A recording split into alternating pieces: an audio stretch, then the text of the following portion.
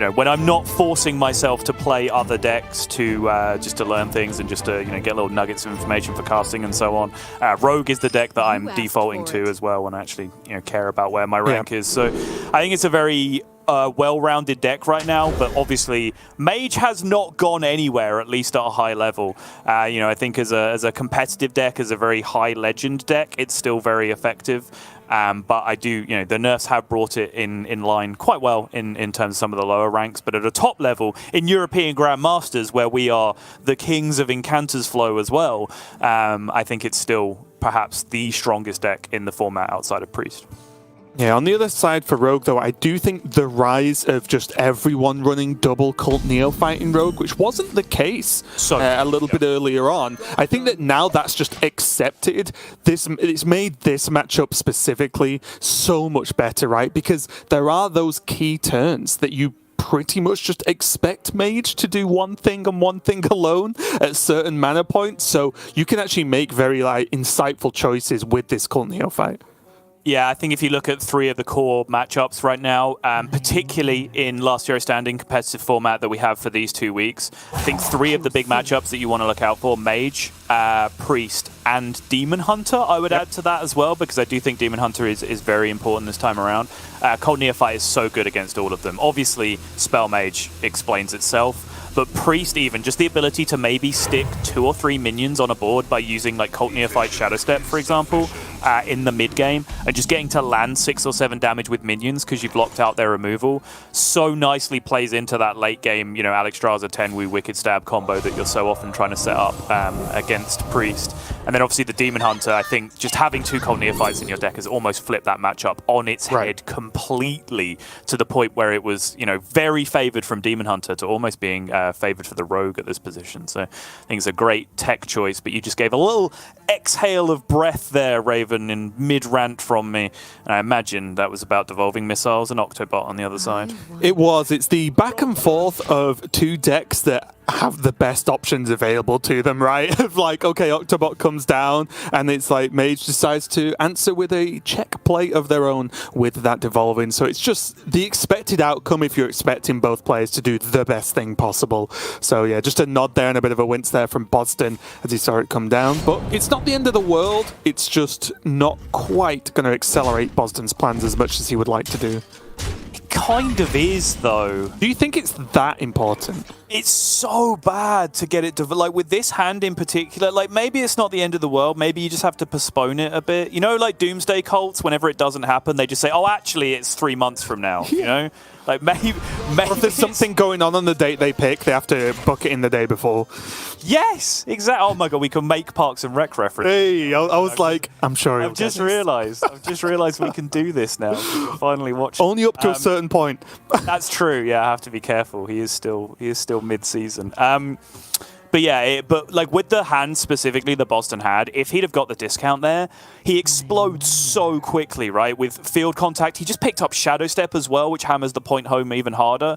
He could have gone, you know, field contact, swindle, Cult Neophyte, Shadow Step, replay the Cult Neophyte, all in one turn, drawn 4 or 5 cards off that combination, depending on whether he then picks up Foxy Frauds or whatever else and how many turns he waits. But then because he's also loading Cult Neophyte in with that turn as well, that board then sticks afterwards, right? And he actually gets to hit face with those minions on the next turn. Whereas now, like, AyRoK just has so much time to get rolling because of that devolve. Yeah, that is true. I guess I was looking at it in the frame of more of a reflection of what AyRoK's hand is as well, because AyRoK hasn't gone off, right? He doesn't have the flow. Yeah. He's not going to be able to play Lunacy or anything like that. So he's they've sort of both been slowed down themselves, right? There's just going to be a natural Neophyte being played here from Bozzzton, which can be cleaned up. So it's sort of both players just saying, okay, let's just pass a turn and carry on. But you are right. Bozzzton has a much more difficult job to really make this field contact have a huge impact on the game. I kind of like Ice Barrier in this. Yeah, I think just keep it simple. Goodness, this hand is clunky from AyRoK right now, but his hand, it does start coming together now, right? He can just start ripping out Apexis Blasts left, right, and center, which I think Bozzzton has to pay attention to here, because I think you know what's up, right? When the start has been this slow by the Mage on the other side.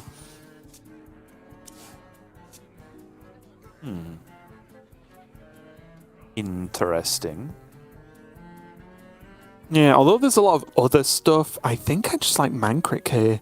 Just get it played, get the wife in the deck, and just continue, right? You've ended the turn with a 3-4. It does give AyRoK a good, depending on how you want to define good, Apexis Blast target. Obviously, the best target is the face, but you know what I mean. It clears up the 1 minion on the board, whereas if Bozzzton went wider with, say, Van Cleef and X, then it does make that play a little bit worse for AyRoK. It's tough. It's pretty close.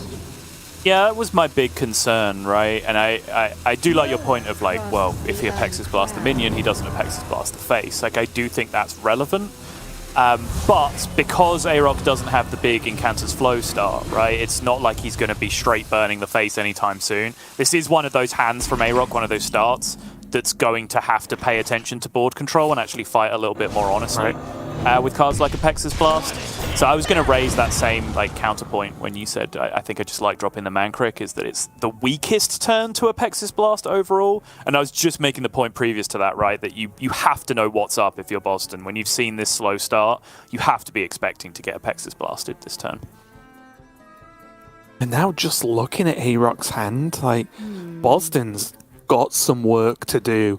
Double corrupted ring toss. Even the Wormweaver is just a threatening board in a box. Even just later on, doesn't have to be super soon, but that's some level of threat to go on for. Maybe next turn it's just that plus Rune Orb, depending if AyRoK feels like he needs the ring toss live or not. Time runs out on me.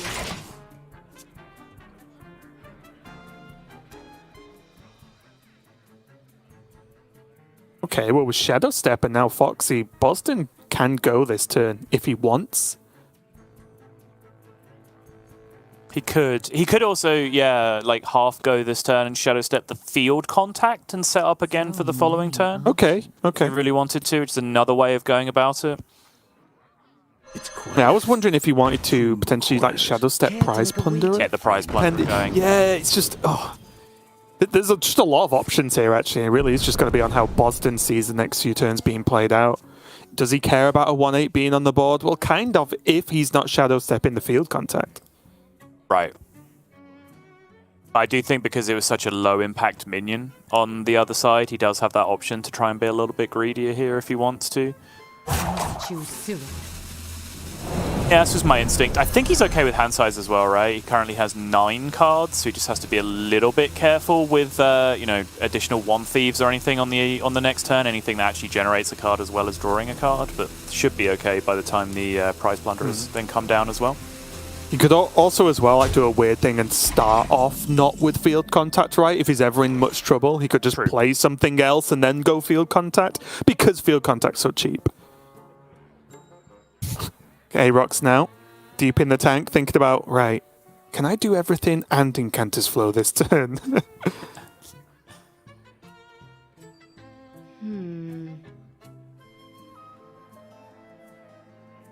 Is it also weird to say that because you're expecting your opponent to do a lot of stuff, ring toss is actually not that good next turn? Or this turn, sorry? Yes, you're at least going to have to elaborate on what you mean. So, because ring toss is like the ultimate disruption, right?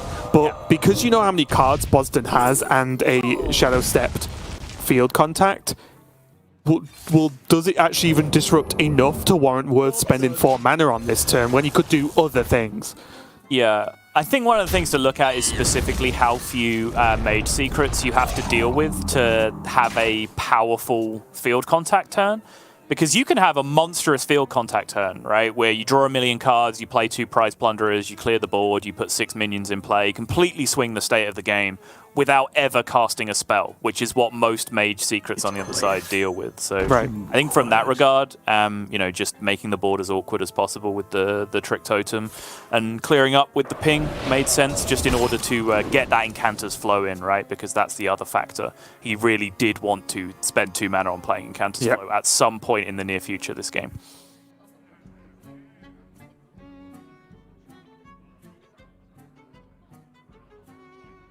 That's an upgrade. Probably. I was going to say, Bozzdton is going to have to start going a little bit quicker. Although he's not got tons of mana to spend, I guess. Never, Just- Raven. It scares me, okay, when I see like, oh, do I want to do this? It's like, it's a field contact turn, just go. Yeah. It is a very complicated turn, though, with the prize plunderers, and also just playing to the outs in your deck in terms of additional shadow steps, additional foxy frauds, things like that coming out in the spot. And that's what scares me the most, right? Because every draw can dramatically change your turn, right? So that's why I'm like, oh, go quick. But Bozzzton does just get it all in.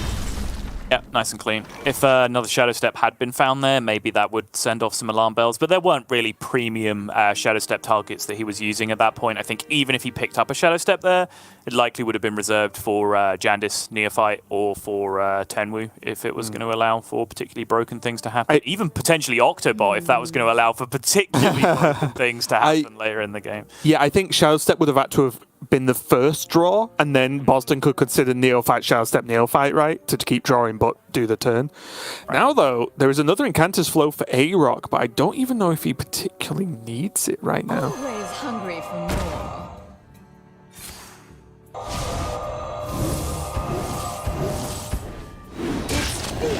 Okay, he got the hit on the field contact.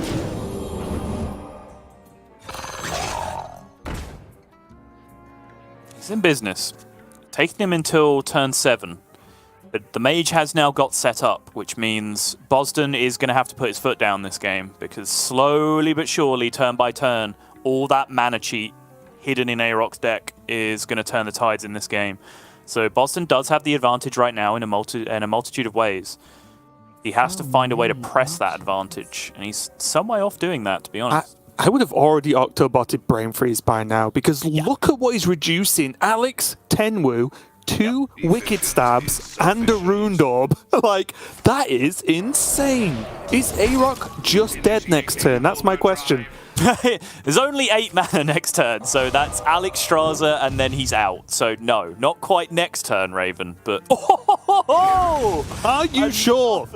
Another Wicked Stab. Well, 2 extra mana that he still can't play next turn doesn't change anything, Raven. So yes, I am still... Is he dead without Alex? What if he just goes all face? If he went, hang on, if he went 2, 4, 5, 7 to face this turn, he could have chucked 2 more Wicked Stabs for 8 more. He would have done 15, put him down to 15. There's still only 8 damage from Alex, Raven. I keep counting it. I don't know why I keep getting baited. Look, if you keep getting baited, I'm going to keep doing it. Alright, fair enough. Still, though, that is so much damage. Even the Jandis to bridge the gap, right, for next turn, to just play Jandis out. Okay, there's more minion pressure if AyRoK can deal with this. And this is it, right? It's just one of those brutal neophyte timings where if AyRoK was going to be successful this turn, it was probably going to be some big Spring Water pop-off, right? Or a big Cram Session pop-off, Arcane Intellect into any of the above, and then just picking up multiple 0-mana spells and ripping them out to clear the board. But with none of those in play, it makes this turn so much more awkward for AyRoK, just with that one neophyte coming down. Okay, I mean, that is not bad. I was even looking at Flame Strike go face that turn. Job done.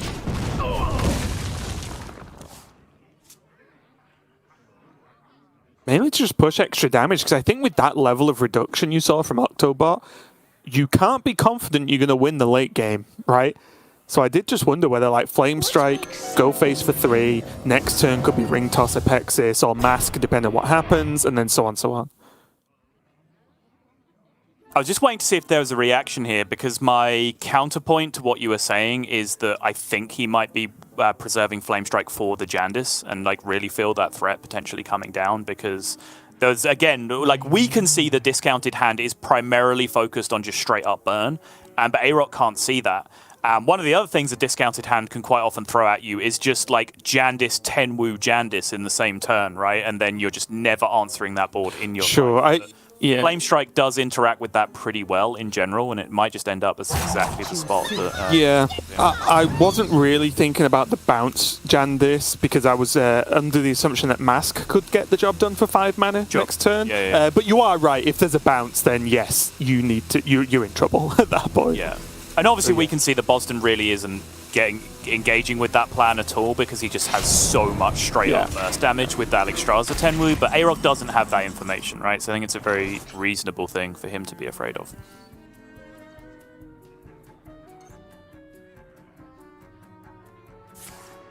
Also, nice pickup for Bozzzton, that counterspell, not particularly because it's a counterspell, but because it's a spell to play at all that can maybe block a counterspell from AyRoK, right? So then he can get these wicked stabs to the face. I think very simply, Bozzzton's just going to go like wicked stab, wicked stab, wicked stab, and then go Alex, Tenwu, Alex for the turn after, right? So now he has a spell that can just say, well, if Ring Toss comes down, I can just play counterspell and still do the wicked stabs.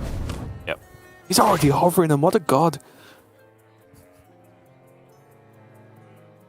You don't need Swindle, who cares? Just get those stabs to the face. So many ways to go about this because obviously if he just Alexstrazas, AyRoK is then at 18 and he has triple Wicked Stab upgraded to 6 each on the following turn, so then he doesn't even need the Tenwu. He's kind of edging out his damage even further. I think I like doing the stabs this turn, but you can afford to just Wicked Stab the 3-2, right? Use one of them on the 3-2. Because the thing is, nothing can stop Alex Tenwu, right? No secrets, no nothing. Yes. Whereas the Wicked Stabs can be counterspelled or whatever, right? Yeah, but even then, like, they cost 4 mana, right? So, like, you still have... True. Still throw away counterspell or swindle or whatever else. I think we're having one of those arguments about, like, the best way to win a game. I want to do it my way. Doesn't matter. Yeah. Because the important thing here is that, like, even with all the random generation, there's no real way for Mage to generate healing, right? Like straight up healing to face. There used to be ways with some randomly generated 5-drops where you could actually just get some straight up face healing.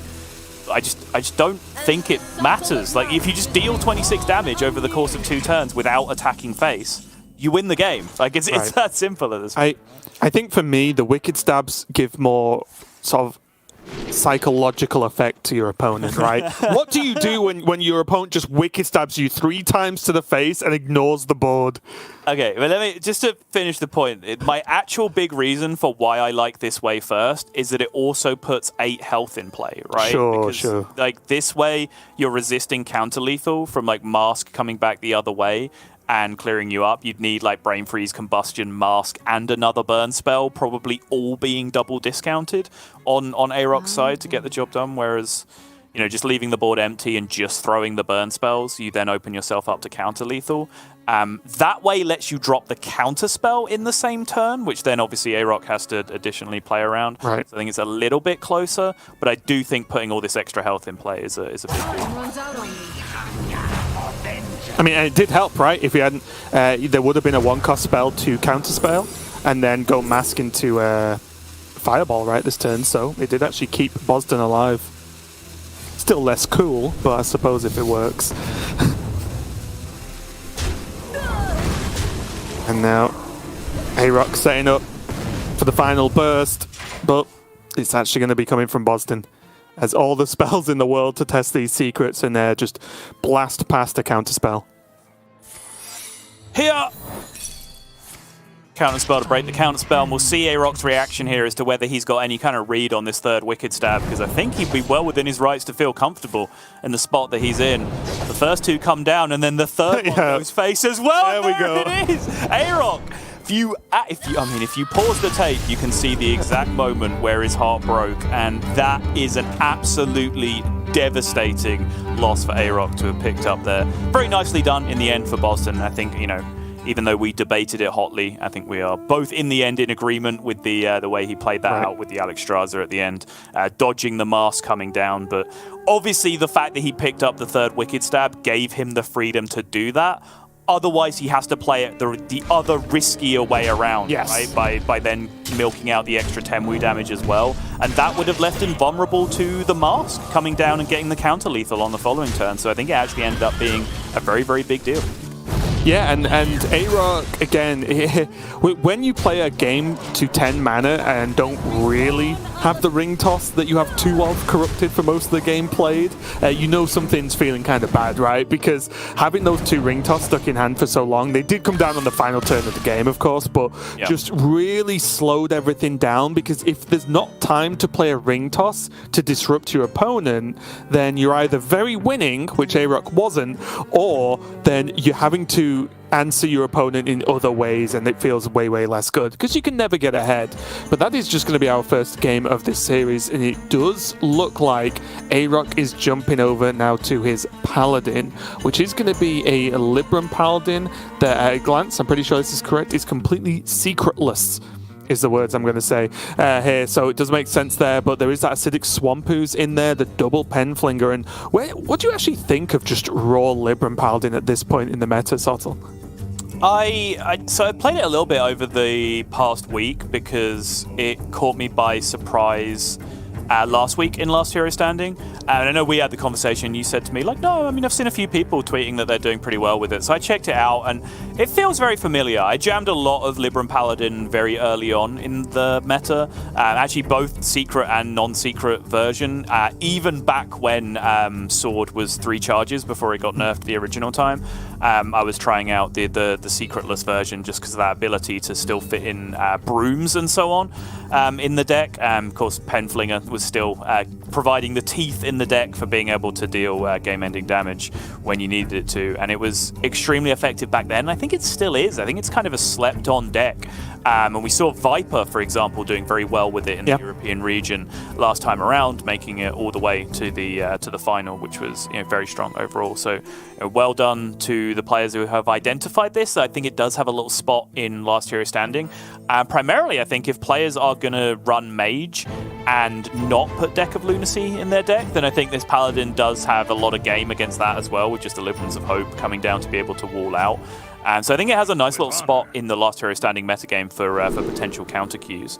But this is a scary matchup, I would say, overall, because the Octobot coming down early does have a tendency to just do too much too quickly for Paladin to really cope with in a lot of spots.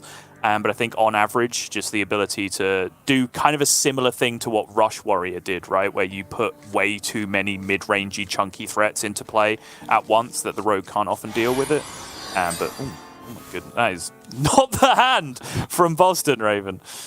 Yeah, I was going to say as well, that's one of the benefits of this version of Paladin, is that by stripping all the secrets out of it, it makes that playing just minion after minion much more consistent, right? Where we've seen in plenty of other secret Paladin builds that sometimes, okay, you've got the secrets live, but you draw a secret, then you've got a weapon while you've already got the secrets active, and the weapon doesn't really do much on its own, and it just starts to get a little bit messy. But this much more sort of curve-based list, and yeah, you are right. Double Secret Passage, Shadow Step is not really what you're looking for in Bozzdton Seat right now. Okay. I wanted to talk about this because I picked up on it in the previous game. AyRoK very much taking his time. I think he understands, right, the position he's in. Of course he does. It goes without saying. But just to recap, AyRoK is currently joint favourite with 2 other players to be relegated this season. There are 4 relegation slots, and him, Zim, and Bozzdton are currently much more likely than anyone else in the league to be filling one of those relegation spots. So he recognises how important it is here to get as many points on the board as possible.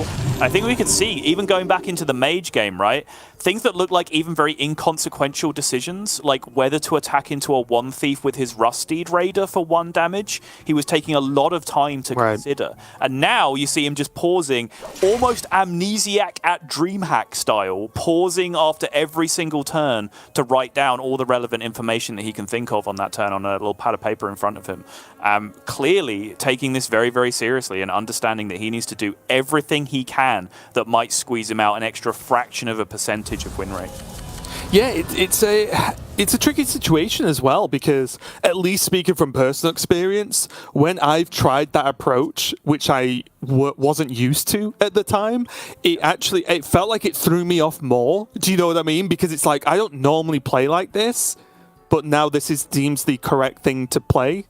So I'm going to, like, do notes that I don't normally make. I'm going to start taking longer on turns that I don't normally do. And so sometimes it's completely correct, and if you can do it, that's fantastic. But personally, I have a worry that, well, now you're just not playing like you normally do, so is that going to actually throw you off more? All I heard there, Raven, was, I don't like thinking when I play Hearthstone. I tried it. It's not about... And it worked out terribly. That is true. I'll tell you the story later. It is actually true.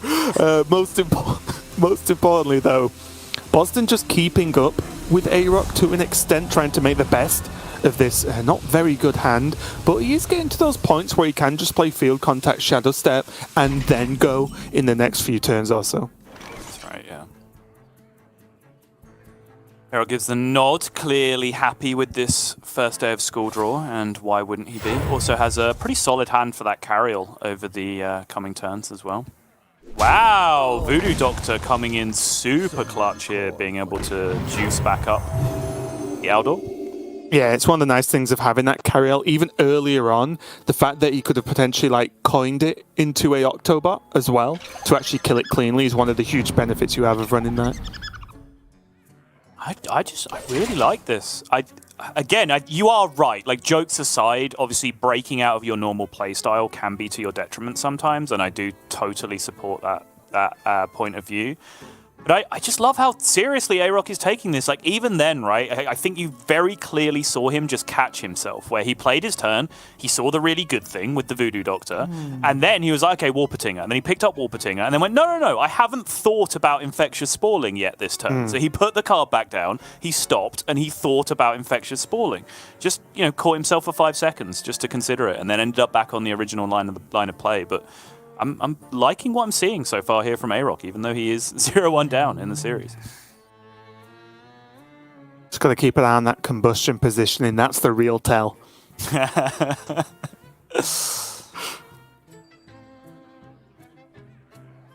think Bozzzton has to actually just... Oh, okay, he's going Secret Passage. I thought he's almost at the point now where he has to just take it and just play Field Contact Shadow Step. I was certainly considering that as well, yeah. Here comes Octo, but it's going to be batted aside by Carriel, most likely, from this turn from AyRoK. Yeah, Carriel or even just Hand of Adal plus the sure to get out of it. But yeah, since Carriel then discounts those cards that I'm proposing as the alternative, it is probably best just to go straight up with the Carriel. And shock horror, Sottle and myself were correct all those weeks ago when we were saying Carriel's just correct. It was just so obvious. Like, it felt like everyone who'd put Kazakus in their deck just hadn't played Hearthstone up until that point. Like, it was just so obvious. Oh, look at that reduction. And also, the longer AyRoK can hold on to this coin, and I think he should, the quicker this Libram of Hope can come out, and I think that is the really scary moment if Bozzzton continues to not really be able to keep up with AyRoK on board. Yeah, this was my experience early on. I had a bit of a disagreement with Darek, I think, early on, where, he's been jamming Rogue the entire meta game. Early on, I was playing Libram Paladin, and I was like, yeah, I feel pretty favored against Rogue overall. And he's like, no, I'm pretty sure Rogue destroys that matchup. And I was like, well, how do you deal with just 3 Libram of Hopes? And he was like, well, you just don't give them time to play 3 Libram of Hopes. So we sort of tested the matchup, and because he played Rogue better than my average ladder opponent at the time, he was making clear that that was actually a very real thing. And if you just mulligan super hard for Octobot and Jandis and all that kind of stuff, right? You could just do way more impactful things way earlier in the game than the average Libram Paladin was able to do. But if you give them enough time to actually get that win condition online, it's much like we were talking about with the Rush Warrior, right? Like, Rogue just doesn't have the tools to pick apart that much stuff if you give your opponent time to actually develop it. I do think it's a funny thing about Rogue. I've talked about it now and then, but I feel like the deck is built to have just enough to win a game of Hearthstone, but because it gets there every time, it does win games of Hearthstone. But I feel like it's got no extra. There's no wiggle room. Here are your tools. You've got to do it, and that's it. Give me that. Not what I want. Bozzzton going to leave this field contact on board, going for the Shadow Step on that Plunderer. And that's a pretty solid hand. You'd love an Octo reduction on that, though.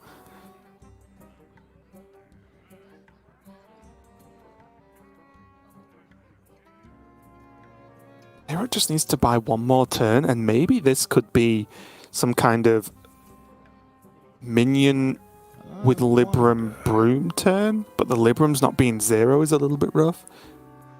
Yeah, no Outdoor Truthseeker is fairly troll here, it has to be said. I guess it doesn't matter overall, right? There's one 2 health minion and one 1 health minion on the board, so it's still very doable. That's true. Either way. Achieve the same thing here with the... Ooh, second broom, okay. With the Hand of a Doll, if he chooses to go this way around. I mean, you can still just like broom, Libram the broom, trade into the contact, and then put the 3/3 into the 2/1, right? Yep. Looks good to me. It's good. Yeah, had opportunities to do things with the spalling, but I don't think there was anything that was significantly better what he can do here, especially since he still preserves spalling broom, right? To be able to just deal with anything monstrous that he doesn't have a good answer for later. What makes something real? And this is really nice, though. This timing, although not really overly set up from Bozzzton, he's playing Jandis on curve, has actually just, or most likely will stop AyRoK just coining out Libram of Hope here, right? Yeah, and Raven, remember, if I could turn back time, if I could find a way, I'd go back to a world from last week where Jandis did hurt AyRoK quite significantly, multiple turns in a row. He felt like, I believe there was that entire series where basically he felt like he was just losing to Jandis every single game. Right. So I think having seen the Jandis come down here and not be a complete disaster might just give him a little bit of cause to celebrate, as he can pick apart this board reasonably effectively, I would say. Yeah, he has a relatively cheap Libram of Justice as well. You could go 3-mana Libram, still get the broom out with some extra minions, and kill off the second part of Allah. We're almost actually seeing Allah in the metagame, right? The fact that N'Zoth decks are turning up again, people are here and there just considering the idea of Allah coming out as an elemental. I mean, it is a pain, right? Like, when it does come off Jandis, it is a problem because that 0/3 is something you can't just leave there. Oof. Oh. Leaving up the Jandis in the end here, like, the temptation is there for Bozzzton now, right? Anytime you stick that juicy 2/1 to the board, and I think when that arrow is the first thing that appears on a turn, I think you know exactly what's up if you're AyRoK. And I think it's important to point out that this didn't have to be the case, right? Agreed. Like, he could have used the cheaper Libram and then used the broom. He could have coined broom. He could have... There were options here for AyRoK to just clean everything up, or at least the important things. Completely agree. And I think, at least my mindset in this point for AyRoK would be, just don't get... I don't know, don't get pressured by leaving a Jandis up to be bounced, and then you feel confident, right? The Libram of Hope's in hand. There's enough stuff to at least buy you a couple of turns draw in hand. And now, I mean... It's going to have to be like another Libram of Justice plus Broom to do the same thing that could have been done the turn before. Didn't Bozzzton technically misorder that turn as well? How so? Well, because, so, the Jandis didn't get discounted, right? Because it costs 1 this turn. It just costs 1 this turn. It doesn't matter whether you discount it or not. It's like I-Beam being outcasted, right? So he ended up paying 2 mana for the Tenwu, which he didn't have to. He could have just spent 1 on it if he'd have gone Octobot Guardian first, I think. Which then means he can get down Mankrik at the end instead of Neophyte, which might not even be better in that position. But I think technically he spent 1 more mana than he needed to. Not entirely sure, though.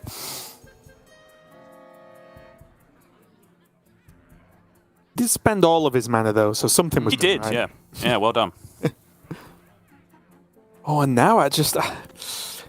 this Libram has still not been played, and that was supposed to be the big power turn, right, from AyRoK? Yeah. I'm not saying he should have played it at a certain point. I'm just saying, like, that's the problem he's in now. His big power play from the hand he has had was that Libram, and it's just not hit the board.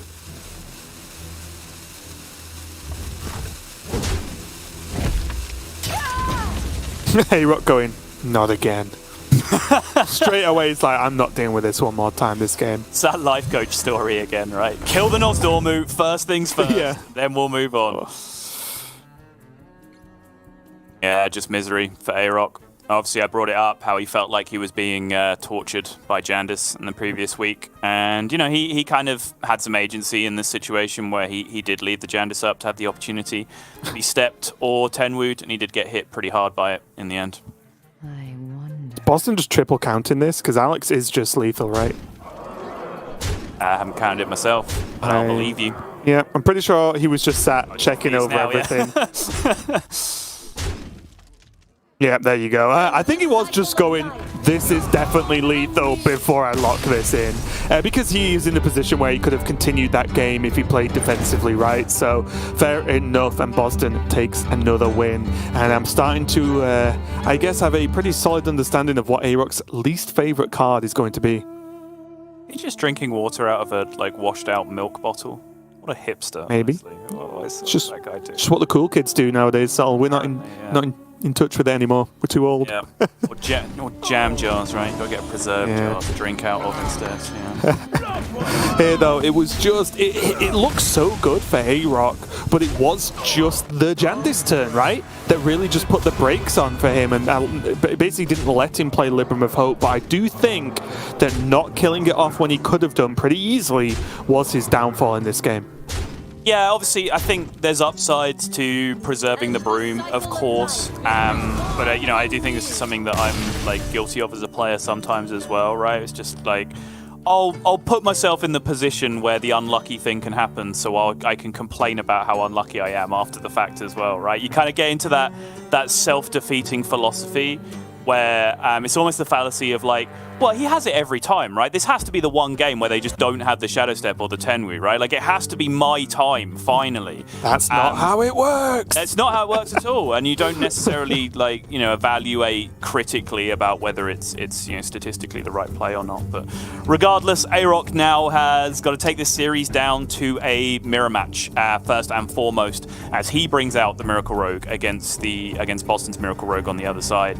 And that means he has to set up a sweep against Rogue, Mage, and the OTK Demon Hunter on the other side if he's going to get through this series. But this is why we don't count players out, because all we have to do is rewind about an hour and a half ago, right, when we were in this exact position and we were saying this is incredibly tough for Fnatic. He's 2-0 down. He still has unfavorables left that he has to win with the deck that he's playing.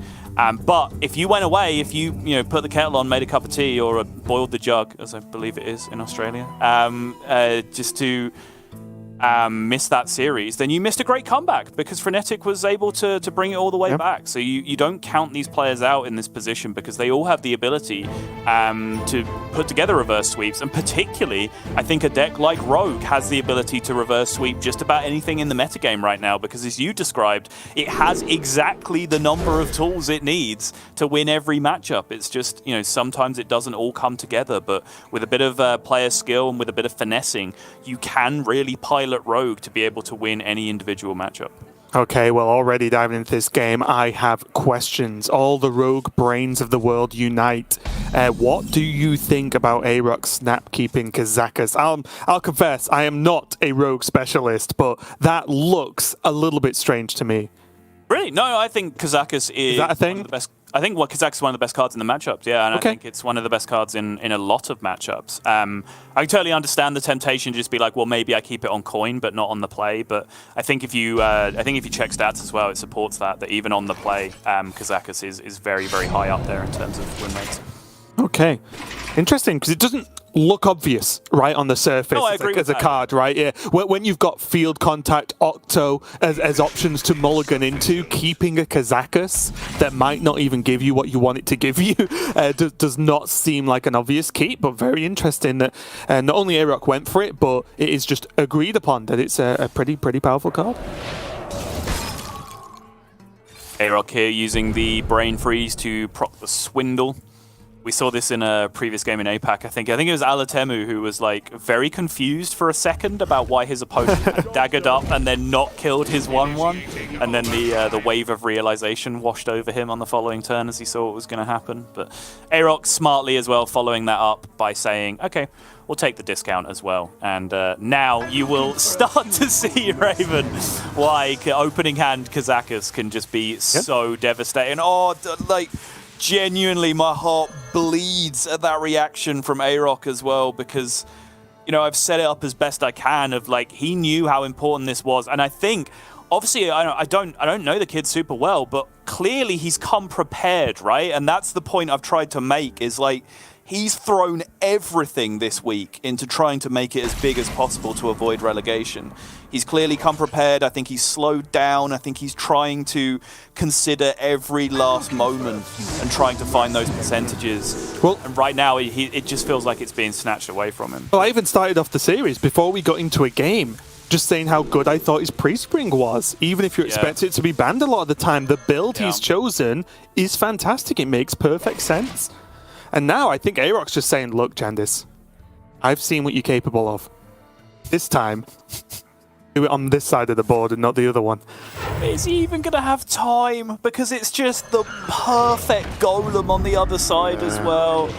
Divine Shield summon a copy, Guardian Org Merchant, or the Divine Shield. And then the Plunderer. Plunderer here. Oh. Horrible experience for AyRoK this series. Yeah, and you can see it. Yeah, it's rough. It's rough because... at this point, you just feel like, what am I supposed to do? You know what I mean? Like, he's almost certainly going to go 0-3 this series, and you just sat there thinking, well, what was I supposed to do? Was I always going to lose this match? Like, did I play well? Did I not? Like, but I'll tell you right now, AyRoK, if you're watching this VOD back, you can't do anything against this. This is just unlucky at this point, as Bozzzton's had not only a good opening hand, but just the correct minions in this matchup to prove such a problem. Yeah, decent amount of clearing power here at least, with the rush and the deal 3 damage twice coming down here, but that's still, 11 damage coming straight back out the other way.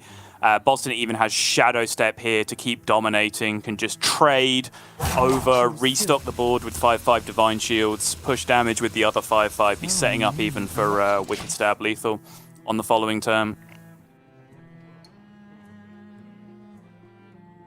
Yeah, nice. AyRoK just has all the pressure, double Wicked Stab now. All the damage in the world. There is a Jandis though.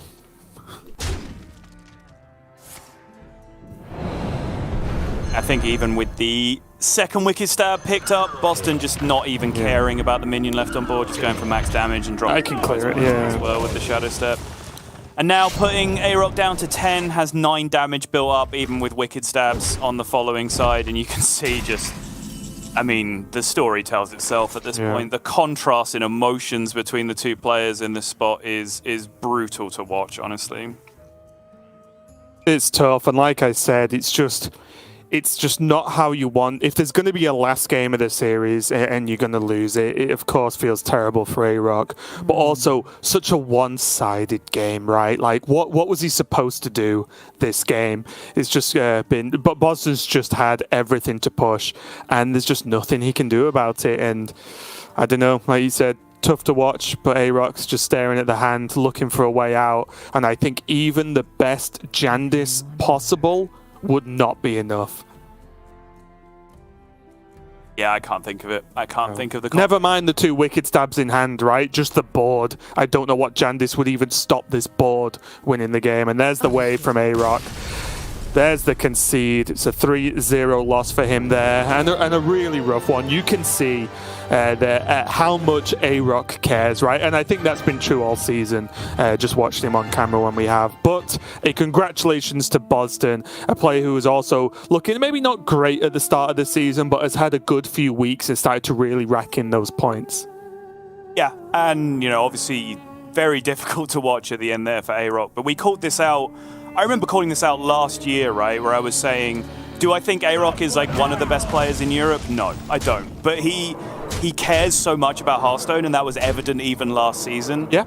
Given time, people that care that much will become some of the best players in Europe, right? Because they'll put the effort in and they'll put the time in. So, you know, I will echo his sentiment there. I will send the heart right back to him if this does end up, you know, spelling the end and spelling relegation for AyRoK. It's been a pleasure to watch someone that's just been so invested and clearly cared so much about the program overall, as I do. So, you know, well done to AyRoK, but obviously congratulations to